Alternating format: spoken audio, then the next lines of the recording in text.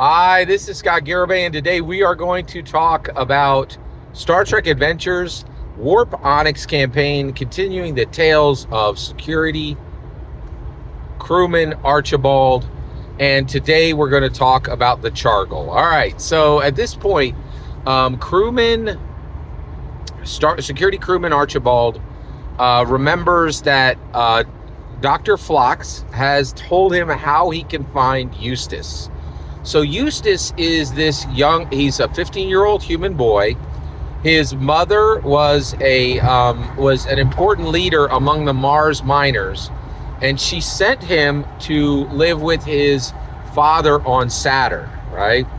Now, he was taken on board the Starfleet Enterprise NX-01 in exchange for sets of cartography maps, right? So basically, the Mars miners had done some really deep space surveys with telescopes that they had in orbit of Mars, and shockingly, they were better than anything Starfleet had, right?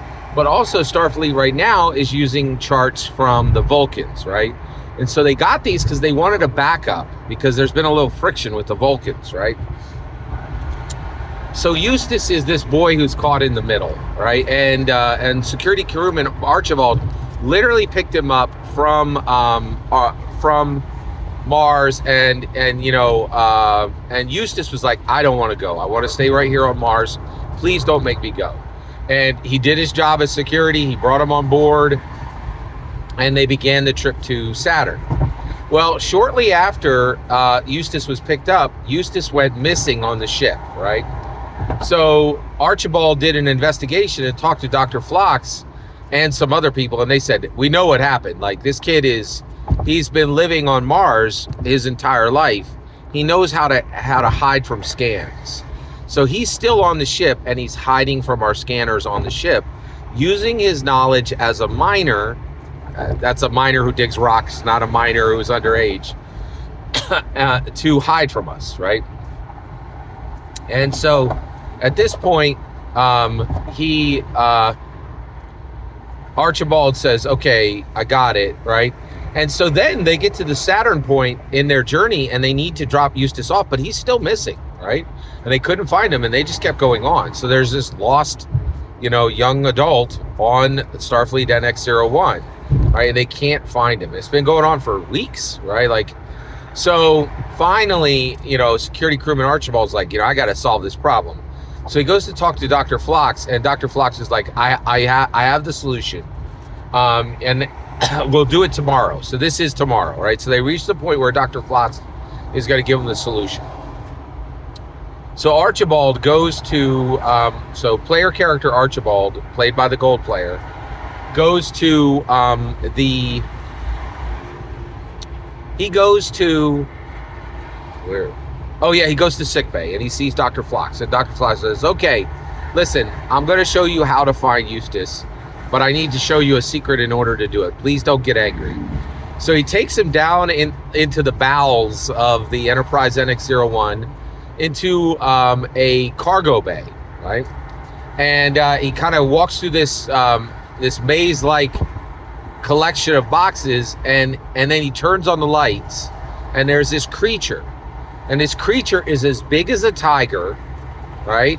But it has 6 legs, and it looks like the creature looks like if a tiger had been mixed with a wolf and was and its fur was purple, and it had 6 legs.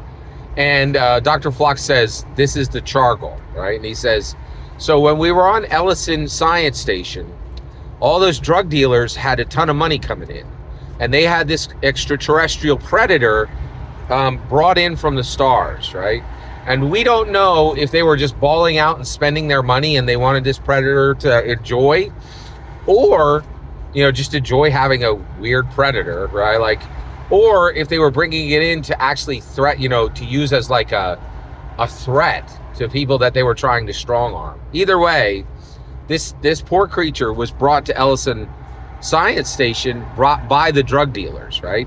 Well, our resident veterinarian, this Starfleet officer who was on board, who is not even named yet in the story, and the reason why is she only deals with animals, right? And she's exceptionally good at her job, and she really kind of breaks the rules for Starfleet officers.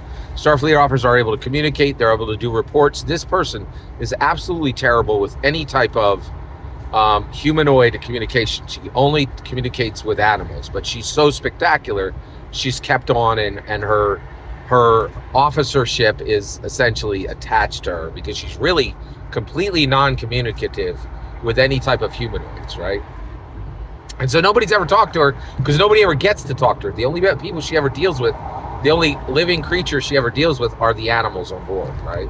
And there's quite a few animals on board, right? So, including a horse. But this Chargle was brought on by her, and Dr. Phlox helped her bring it on secretly and quite illegally against all Starfleet regulations, right? I guess, yeah, against Starfleet regulations, right? So Dr. Phlox says, all right, I've been working with the veterinarian, and I know how to control, and this thing would not attack me if I were to take the force field down, but it would absolutely attack you, right? But that's okay. So what you're gonna do is just go get a piece of clothing from Eustace's room, right? Oh, and I forgot, they had actually picked that up on the way. So he says, just take that shirt that you have from Eustace and let the animal smell it, right? We're gonna throw it in there, the animal smell it. I'm gonna drop the force field, and I have that little, there are catwalks that go, that there are little, they're like catwalk tunnels throughout the Enterprise, and generally engineering, and I've cleared it so that there are no engineering in there. But I'm convinced that Eustace is in the catwalks, right? Is in the covered catwalks on the Enterprise. So what you're going to do is you're going to let him smell the shirt, and then he will lead you directly to Eustace. Now here's the problem: when he finds Eustace, he's going to tear Eustace apart and eat him, right? So you have to be on the Chargle, and this creature is called the Chargle, right? That's the creature's name, the Chargle. So, and that's not its name like Rex, it's the type of creature it is. It is a Chargle. And since it's the only Chargle that's ever been encountered by Starfleet, it is the Chargle, right? And so Dr. Phlox is like, you're going to let it go, and then it's going to go find it, right? And once you but you have to keep up with the Chargle, and when it gets to Eustace, you have to shoot it with your stun on your phaser type 2. 3 stuns will take it down, right? But that's going to do it, right? Now, this is going to be extremely dangerous. If any engineering go in the catwalk, it's going to be a problem. And if this Chargle gets out of the catwalks into the regular hallways or the decks, it's a problem, right? You have to use your phaser type 2 to your type 2 phaser to hand phaser, type 2 hand phaser to take this thing down if any of this goes sideways, right?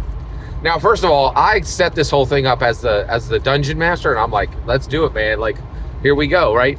And this player character is very down for adventure, and he's highly skilled, right? I was like, okay, this is dangerous, but like, this is a regular Star Trek episode.